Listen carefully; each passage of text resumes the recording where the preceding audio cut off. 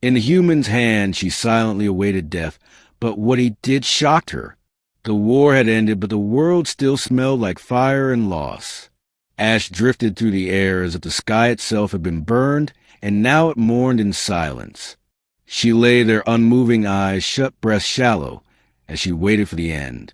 Her name had once meant thunder in her language. She had once roared across battlefields, and her enemies had known fear at her presence. But now she was quiet, broken ribs pressing like needles in her side, legs numb blood, soaking the dirt around her. Her hands, which had once gripped the plasma blade with strength and pride, were now still at her sides. She had been ready for the final strike, expected it, wanted it. Her people did not beg for mercy. They did not expect kindness. When captured, they were discarded, executed, silenced. She knew her fate and accepted it without a cry. Boots crunched softly in the ash. She heard them approach slow and steady. A single set, not many, just one. She did not open her eyes.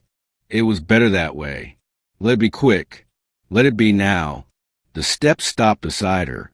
She waited for the sound of a weapon being drawn, for the energy crackle that would be her end. But instead, she felt a pressure at her side. A hand, steady, warm. She flinched, but still did not open her eyes. Then something soft pressed against her ribs. Cloth. Binding. Why? She opened her eyes, confused. A human man knelt beside her, his face tired, eyes focused on her wounds. He wore no armor, just a worn jacket with faded patches and dirt-stained sleeves. He said nothing at first as he secured the wrap around her middle, then met her eyes. His gaze was not cold, not mocking. It held no victory. Only concern. You are not going to die today, he said simply, as if stating a fact like the sky was gray or the wind was cold. She did not understand. Her lips moved, but no words came. Why would a human save her? She had killed his kind, fought against his people. He should hate her. He did not ask her name. He just picked her up slowly as if she were made of glass and carried her away from the ruins. She passed out once, twice, 3 times. But each time she woke, she was not alone. The same man sat nearby, tending a small fire, cleaning bandages, checking her wounds. Sometimes he hummed softly a tune she did not recognize but found strangely calming. Sometimes he said nothing at all. The shelter was simple, built from scraps, metal, and wood, and cloth pulled from wreckage. It stood against the wind with stubbornness more than design, but was warm inside and dry and quiet. Here she healed. She learned his name was Corin.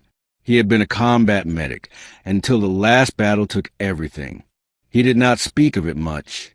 His eyes did when they grew distant as he stared into the fire. She asked him once why he had not killed her. He paused before answering. Because I have seen enough death. Because you were still breathing. Because it felt right. She did not know how to respond. So she nodded and said nothing more. Days became weeks. Her body healed slowly. He taught her to move again, helped her stretch her limbs, walk with her around the small camp until her strength returned. She hated being weak, but he never mocked her, never made her feel less. She told him her name, Relin.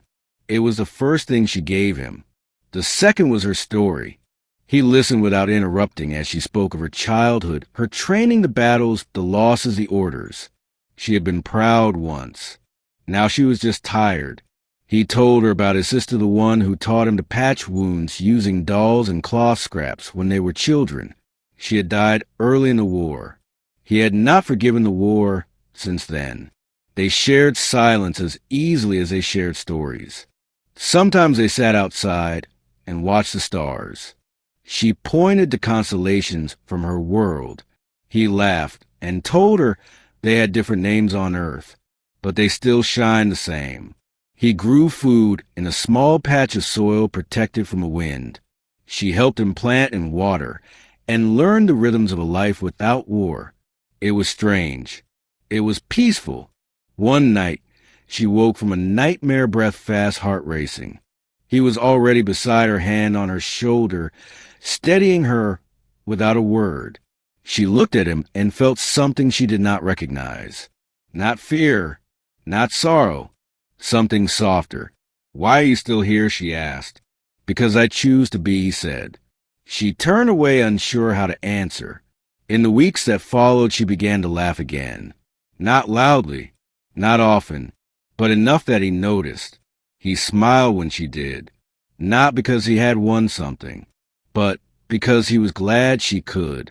She hunted once using a bow he had made. She brought back meat, and he cooked it. They ate together by firelight, watching shadows dance on the shelter walls. There were days she wanted to leave to find her people, to return to something familiar. But each time she looked at the horizon, she found herself turning back to the garden, to the shelter, to him.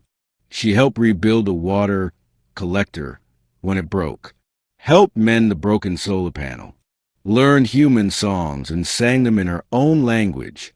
He laughed at her accent, but only gently, never cruelly.